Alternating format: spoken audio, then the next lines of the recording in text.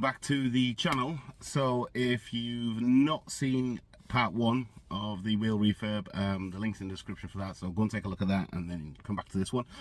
So essentially I thought I'd take the opportunity to just talk about the pros and cons in terms of wheel refurbishment. I mean, essentially you can get a rattle can, which everybody knows I like a good rattle can, and a bit of sandpaper and things like that, or you can essentially go and get it done professionally. So for myself, it's the second time I've had wheels refurbished. My original were the Ronald. So now those wheels I had done at Transalloy. Now they didn't do a bad job, but you know, there are just some things when it comes to your choices and where you spend your money. Essentially, we tend to be creatures of habit. We tend to go where we like and where we feel we get good service and good value for our money, essentially. So there were some little bits and pieces that wasn't entirely as solid as they could have been, so it essentially put me back to market or shopping, essentially. So when I purchased the BBS split rims, they are a factory option for the 3.2, which makes sense. The Ronalds were very nice, with the diamond cut and the black insert.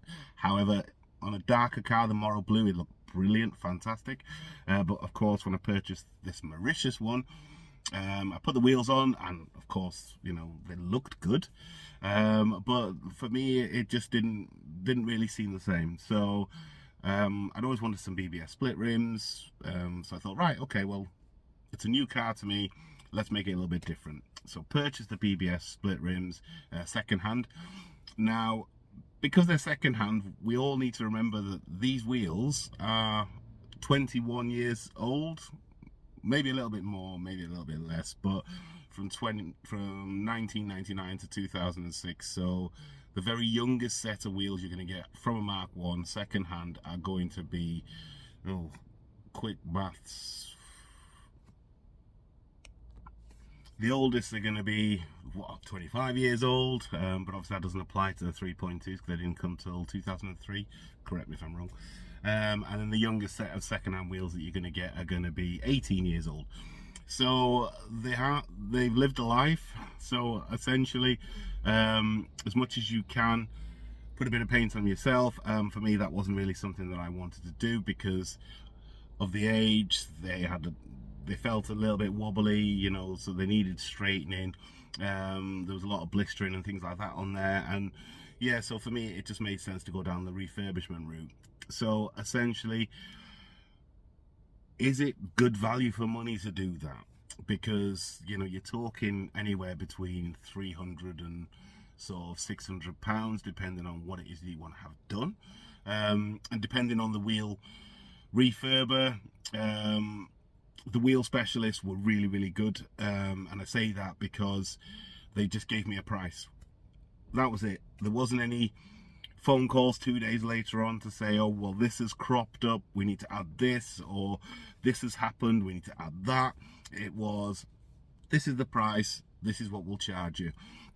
So in terms of the process of deciding what I wanted to do, I can show you that again now. Wants to roll away, doesn't it? Yeah. With you inside the spoke. Okay. And you know, similarly down here, it'll be quite dark down here in this section here, but then bright here. Yeah. Do you understand what I mean? Which one we want? That contrast between, and then just a little bit of separation from that. Yeah. So again, as you can see, they have to do front and back of the wheel, because of course it makes sense. It doesn't make any sense to just do the front of it and leave the back of it awful, essentially. So then moving on from there, you're then going on to paint prep. So again, I'll show you a clip now of them powder coating the outer rim.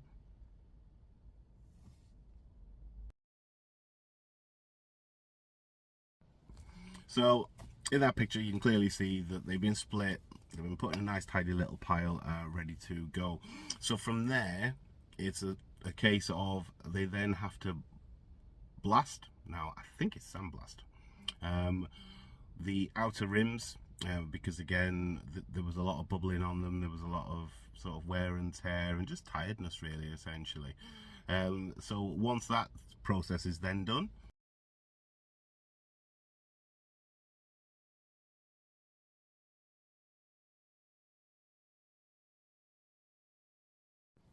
so on that clip you can clearly see the corrosion essentially before it was stripped and blasted.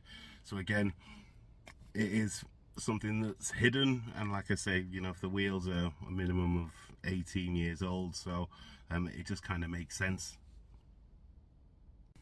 So after dealing with the outer part of the rim, essentially then it's looking at the outer rim, which again was quite heavily corroded on most of them, quite a lot of bubbling on there as well.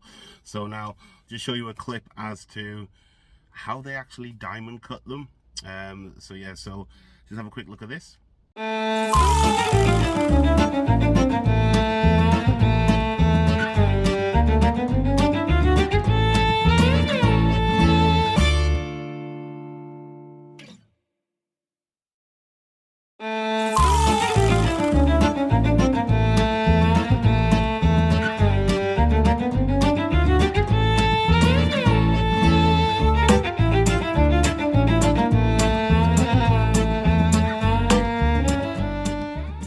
So again, as you can see, they have to do front and back of the wheel, because of course it makes sense. It doesn't make any sense to just do the front of it and leave the back of it awful, essentially. So then moving on from there, you're then going on to paint prep.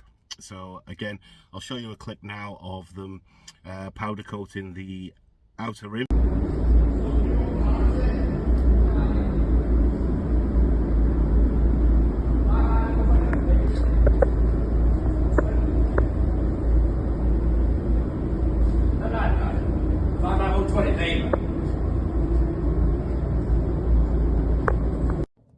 So then once that's done, then the outer rims, then after the diamond cutting and the powder coat, then that is then of course lacquered, and then it's essentially ready for reassembly.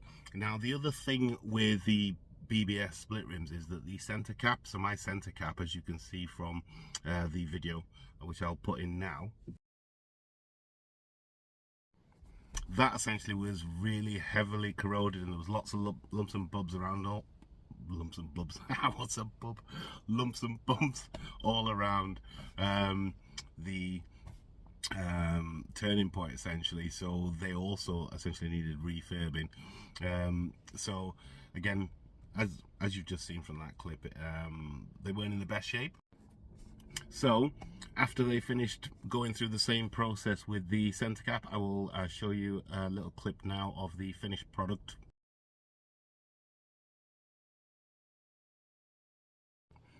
And then finally, the test fit of checking the rim, the outer rim is put together and sits nicely enough with the outer rim. I think it's the outer rim. I'll have to look that up because I really don't know what on earth you'd call it. The main part of the wheel. I don't think that's the right. But anyway, so once that's all put back together, the other thing with refurbishment is the wheels can suffer with buckling over time. So again, the wheels throughout this process, they then get they're straightened out, they're rebalanced, they put the tires back on, put it to correct pressures. So essentially you then have a completely, for all intents purposes, brand new set of wheels. Now you can buy some really nice wheels if you've got a really deep pockets, but people like myself can't afford to be spending £1,500 or £2,000, or in American dollars it would be sort of 25% of that, so £1,500 would be roughly about $1,600 or something like that. So you know, for the average person like myself, that's not really obtainable at all. So again, in terms of the entire process, is it good value for money? In my opinion, yes, it is. As I mentioned before about being a creature of habit, so my BMW wheels need doing. So because I am beyond happy with not just the way the wheels turned out, just the before sales, the after sales, and just the customer care around what the wheel specialists have done for me made me feel like, you know, really special, that they wanted my business, and essentially were going above and beyond to make sure that I was happy with everything. And at the end of the day, as a consumer, that's what's important.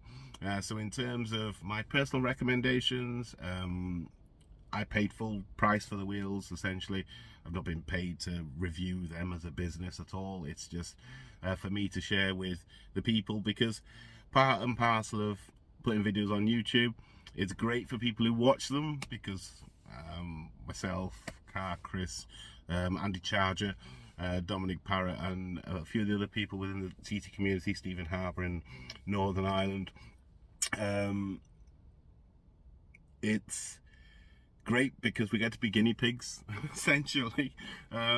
So if something doesn't work, then at least then, you know, you're like, whoa, kind of stay away from that sort of thing. But everything that I'm doing on this car, I'm doing it for me. It isn't necessarily for anyone else, because this car is a very popular color. There's still a lot of this car in the UK market, or people owning them. It was the same with my Morrow Blue one.